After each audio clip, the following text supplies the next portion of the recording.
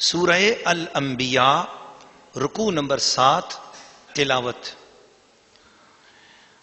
فمن يعمل من الصالحات وهو مؤمن فلا كفران لسعيه وإنا له كاتبون وحرام على قرية أهلكناها أنهم لا يرجعون حتى إذا فتحت ياجوج وماجوج وهم من كل حدب ينسلون واقترب الوعد الحق فإذا هي شاخصة أبصار الذين كفروا يا ويلنا قد كنا في غفلة من هذا بل كنا ظالمين إنكم وما تعبدون من دون الله حسب جهنم أنتم لها واردون لو كان هؤلاء آلهة ما وردوها وكل فيها خالدون لهم فيها زفير وهم فيها لا يسمعون إن الذين سبقت لهم منا الحسنى أولئك عنها مبعدون لا يسمعون حسيسها وهم فيما اشتهت أنفسهم خالدون لا يحزنهم الفزع الأكبر وتتلقاهم الملائكة هذا يومكم الذي كنتم توعدون يوم نطوي السماء كطي السجل للكتب كما بدأنا أول خلق نعيده وعدا علينا إنا كنا فاعلين ولقد كتبنا في الزبور من بعد الذكر أن الأرض يرثها عبادي الصالحون إن في هذا لبلاغا لقوم عابدين وما أرسلناك إلا رحمة للعالمين قل إنما يوحى إلي أنما إلهكم إله واحد فهل أنتم مسلمون فإن تولوا فقل آذنتكم على سواء وإن أدري أقريب أم بعيد ما توعدون إنه يعلم الجهر من القول ويعلم ما تكتمون وإن أدري لعله فتنة لكم ومتاع إلى حين قال رب احكم بالحق وربنا الرحمن المستعان على ما تصفون.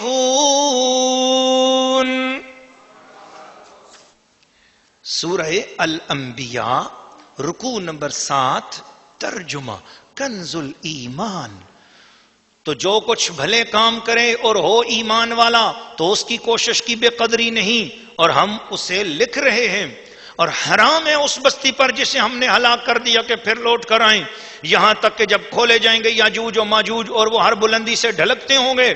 اور قریب آیا سچا وعدہ تو جبھی آنکھیں پھٹ کر رہ جائیں گی کافروں کی کہ ہائے ہماری خرابی، بے شک ہم اس سے غفلت میں تھے بلکہ ہم ظالم تھے. بے شک تم اور جو کچھ اللہ کے سوا تم پوچھتے ہو سب جہنم کے ایندھن ہو، تمہیں اس میں جانا. اگر یہ خدا ہوتے جہنم میں نہ جاتے اور ان سب کو ہمیشہ اس میں رہنا. وہ اس میں ریکیں گے اور وہ اس میں کچھ نہ سنیں گے. بے شک وہ جن کے لیے ہمارا وعدہ بھلائی کا ہو چکا وہ جہنم سے دور رکھے گئے ہیں. وہ اس کی بھنک یعنی ہلکی سی آواز بھی نہ سنیں گے اور وہ اپنی من مانتی خواہشوں میں ہمیشہ رہیں گے. انہیں غم میں نہ ڈالے گی وہ سب سے بڑی گھبراہٹ. اور فرشتے ان کی پیشوائی کو آئیں گے کہ یہ ہے تمہارا وہ دن جس کا تم سے وعدہ تھا.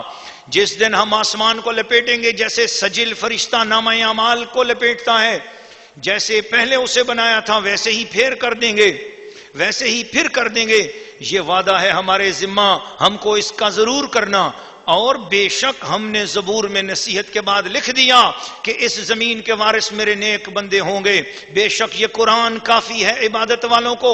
اور ہم نے تمہیں نہ بھیجا مگر رحمت سارے جہان کے لیے. تم فرماؤ مجھے تو یہی وحی ہوتی ہے کہ تمہارا خدا نہیں مگر ایک اللہ. تو کیا تم مسلمان ہوتے ہو؟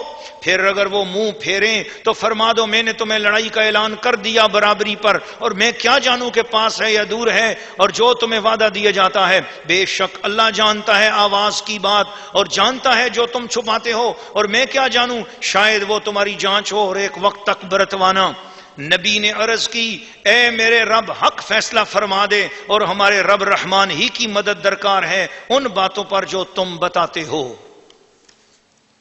سورہ الانبیاء رکوع نمبر 7 تفسیر.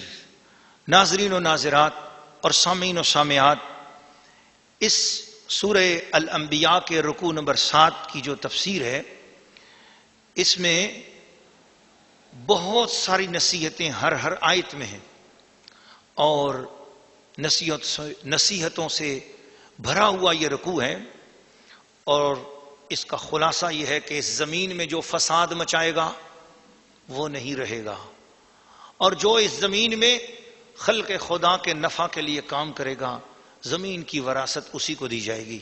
یہ فرمانے کے بعد فرمایا وما ارسلناک الا رحمتا للعالمین، اے نبی ہم نے آپ کو سارے جہانوں کے لیے رحمت بنایا ہے، سارے جہانوں کی رحمت، ماضی کے لیے رحمت، حال کے لیے رحمت، مستقبل کے لیے رحمت۔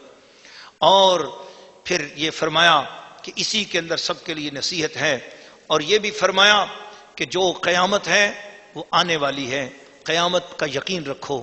قیامت کا اور حضور کی رحمت کا دونوں کا بیان گویا اس بات کی دلیل ہے کہ اب حضور صلی اللہ علیہ وسلم کے بعد قیامت تک کوئی اور نبی نہیں ہے، حضور صلی اللہ علیہ وسلم ہی خاتم النبیین ہے۔